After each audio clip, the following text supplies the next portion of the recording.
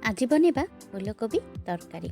आपण मैंने कहे ए नुआ कौन समस्ते तो फूलकोबी तरकारी बनाऊँ किंतु केबे आपण मैंने गोटा फूलकोबी तरकारी बनई। आज मु बनैबी गोटा फूलकोबी तरकारी जोटा कि पूरा बाहर परफेक्टली रोस्टेड आउ भीतर पूरा मसला रे भरा। सब बेले जेते बेले भी घर को फूलकोबी आसे आमे ताको सिंपल काटिकी तरकारी किंबा परोटा बनै थाउ। हेले आज मु बनैबी से सिंपल जिनस ही ए गोटा फूलकोबी तरकारी जोटा ये फूलकोबी की पूरा स्पेशल बनईदेव। तो ये गोटा फूलकोबी बनवाई देखिपे एमती छोट छोट गोटा फूलकोबी आमे काटिकी नहीं जिबा। ताकू आमे एमती हलदी पानी रे आधा घंटे 45 मिनट पाखापाखि बतरेकी रखी नवा जहाँफल से जो पोक थी से बाहरी जीव। तापरे ताकू एमती गरम पानी रे लुण आउ हलदी पकेकी फूलकोबी गुड़ा को 5 ରୁ 7 मिनिट खाली एमती अल्प समय ढांकी सिझे नवा। देखिपे बेसी सिझेबे नहीं अल्प ही सिझेबे। तापर एगुड़ा को आम एमती छाणिकी प्लेट काढ़ी नवा।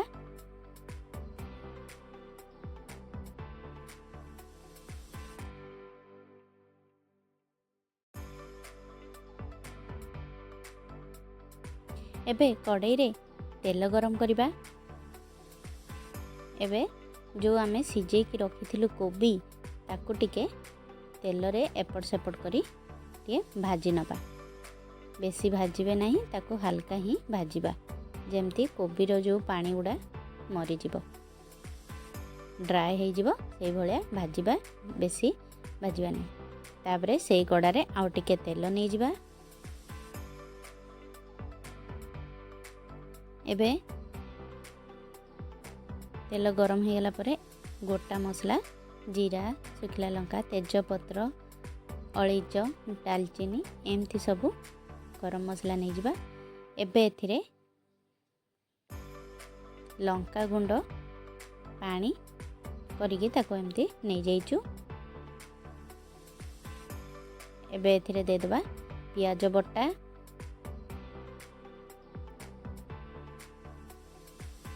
एबे ए पियाज बटा को भल भाबरे एपट सेपट करिकी आमे कसी नबा किछि समय। मीडियम फ्लेम रे ही पियाज को आमे एपट सेपट करी कसीबा। एबे एथिरे आमे अदा रसुण पेस्ट नहीं जिबा। ताकू भी एपट सेपट करी आमे किछि समय कसी नबा जेमती अदा रसुण रो स्मेल रहिबोनी सेते पर्यंत आमे कसीबा।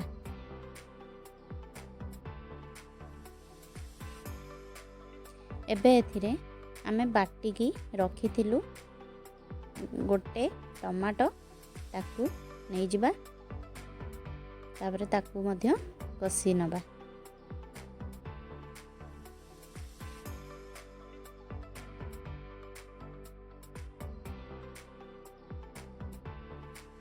एबे मसला रे पके नबा अल्प हलदी गुंड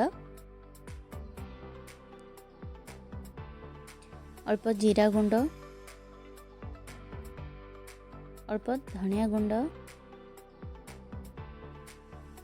एबे रेड चिली पाउडर पके नबा। एबे याको भल भाबरे कसीबा।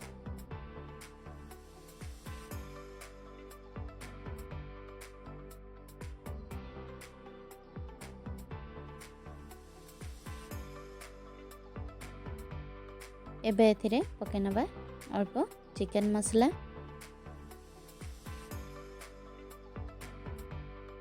एबे मसला को भल भाबरे कसी नबा। देखंतु मसला एबे भल भाबरे कसी हेई गलानी। एबे आमे सेथिरे पानी देकी पानीटी फुटिया जाए छाड़ी नबा।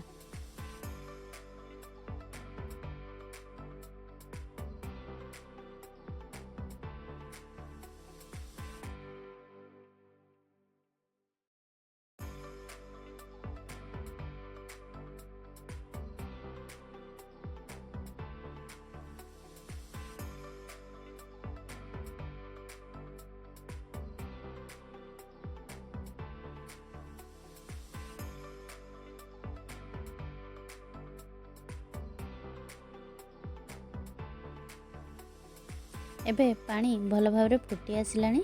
ଏବେ ଯେଉଁ ଭାଜିକି ରଖିଥିଲେ ଗୋଟା ଫୁଲକୋବି ତାକୁ ପକାଇ ନେବା।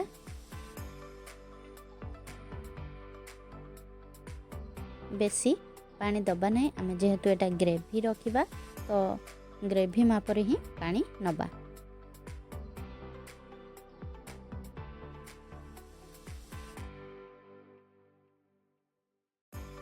ଏବେ ୟାକୁ ଆମେ 5-10 ମିନିଟ୍ ଢାଙ୍କିକି ତାକୁ ଭଲ ଭାବରେ ଫୁଟେଇବା। ଏବେ ଦେଖନ୍ତୁ ଭଲ ଭାବରେ ଫୁଟିଗଲାଣି। ଏବେ ସେଥିରେ ଆମେ ଧନିଆ ପତ୍ର କାଟିକି ରଖିଥିଲେ ତାକୁ ପକାଇ ନେବା।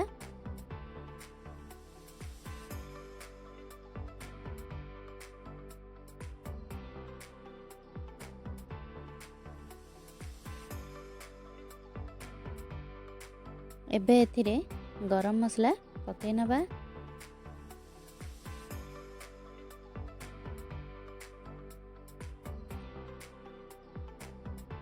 ଏବେ ରେଡ଼ି ହେଇଗଲା ଆମର ଗୋଟା ମସଲା ଦିଆ ଫୁଲକୋବି ତରକାରୀ। ୟାକୁ ଆପଣମାନେ ପରଟା, ରୁଟି ଆଉ ଗରମ ଭାତ ସାଙ୍ଗରେ ଖାଇପାରିବେ, ବହୁତ ବଢ଼ିଆ ଲାଗିବ। ତ ମୁଁ ତ ଚାଲିଲି ଏଇ ଗରମା ଗରମ ଭାତ ସାଙ୍ଗରେ ୟାକୁ ଖାଇବା ପାଇଁ। ଭିଡ଼ିଓଟି ଭଲ ଲାଗିଥିଲେ ଲାଇକ୍ କରନ୍ତୁ, ସେୟାର କରନ୍ତୁ ଆଉ ସବସ୍କ୍ରାଇବ୍ କରିକି ନିହାତି ଯିବେ। ଆପଣମାନେ ଭିଡ଼ିଓ ତ ଦେଖୁଛନ୍ତି କିନ୍ତୁ ସବସ୍କ୍ରାଇବ୍ କରୁନାହାନ୍ତି, ଦୟାକରି ସବସ୍କ୍ରାଇବ୍ କରିକି ନିହାତି ଯିବେ ଆଉ ଗୋଟେ ଲାଇକ୍।